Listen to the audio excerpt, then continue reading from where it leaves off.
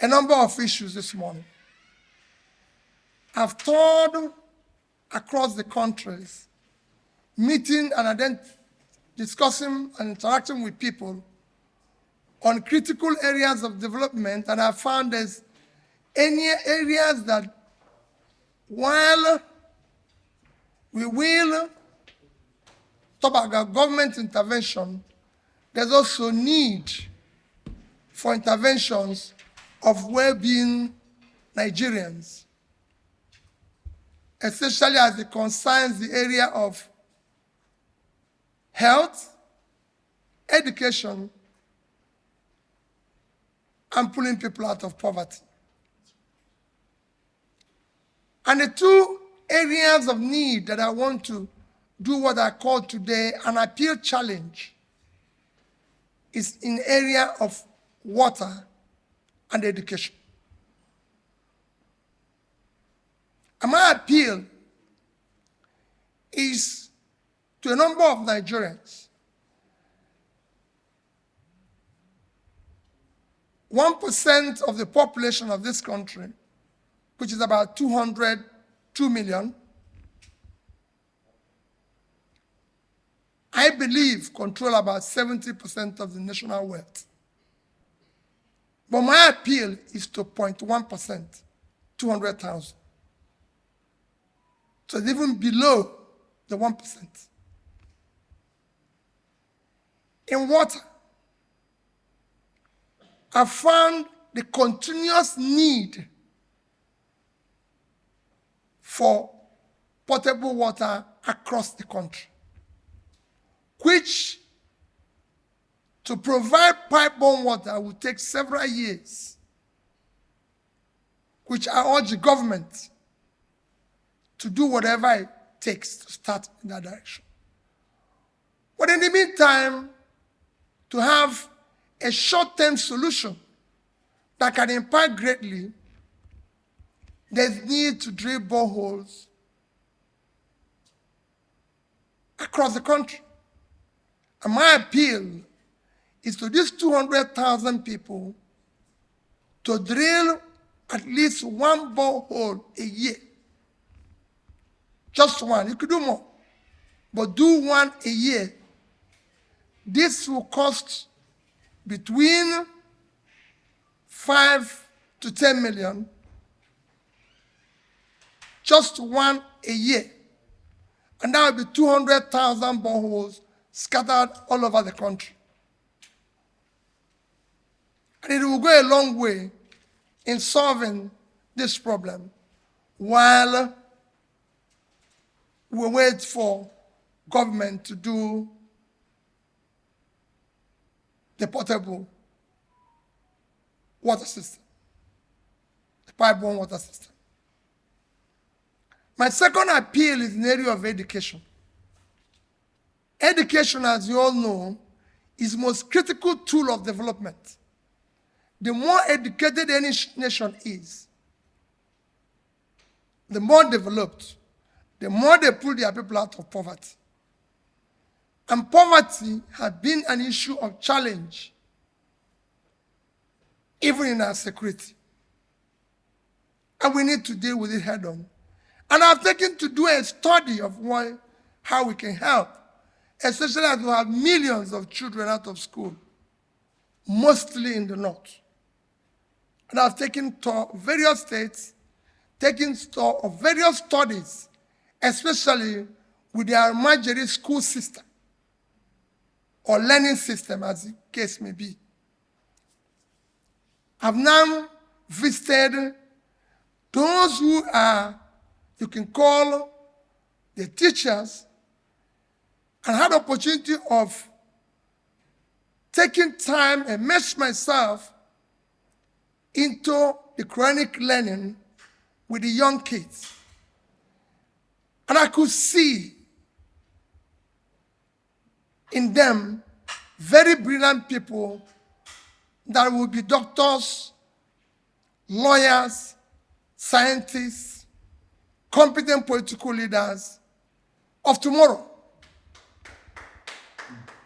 And I said, the only thing we need to do is to develop a Shanghai system of education that inculcates the chronic studies with Western education and ensure that all the centers across the north and wherever, even in the south where there's problem where you have some out-of-school children, you can put them together in a system like that and ensure that while they are learning the Quran, they're also learning mathematics, English, science, and skills that will make them a complete person and contribute immensely for the own of the country. Because I could see it. It's clearly a talent that is missing, and this is easy. I went further to study the cost implication because it's very easy. Why they cannot go to school? My proposal is to take school to them. Take this education. The same spot where they are learning Quran, which are found them dedicated, willing to learn. Let's bring English teacher there. Let's bring mathematics teacher there. Let's bring science teacher there. Let's go there and teach them skills alongside the same learning. And I did the studies because I asked them in the center that I studied, how much do you pay the teachers? How much does it cost you to operate this facility? The facility had over 50,000 people with 2 teachers. And I said, what is their salary? You wouldn't even believe it. They paid them little or nothing.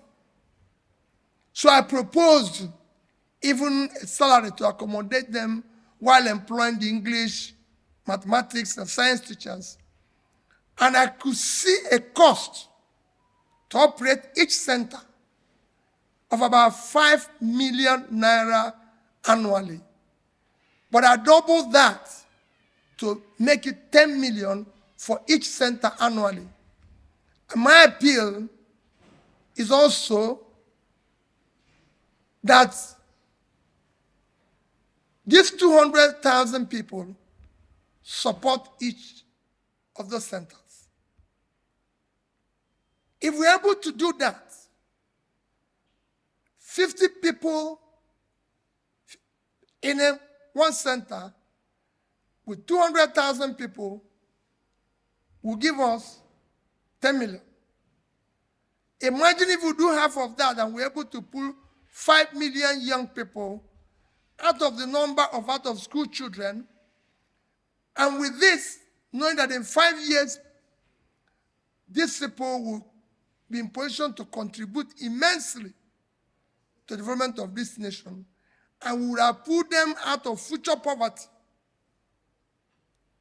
and reduce their involvement in future criminal activities and everything. So that is my appeal. This water and education. I have done 10 boreholes, about 10, out of which 1 or 2 is having challenges. I intend to go back and make sure that all of them are functional. And I'm also promising to do about 10 more. For the school system that I advocated, I've also supported 1 with the 10 million, and I intend to do 2 more. But my appeal is to these 200,000 wealthy Nigerians who can do without 20 million naira annually for us to support this challenge. Among other things they do, because they are taxpayers who have been very good citizens, who have supported other areas, including pulling people out of poverty. But this challenge will go a long way.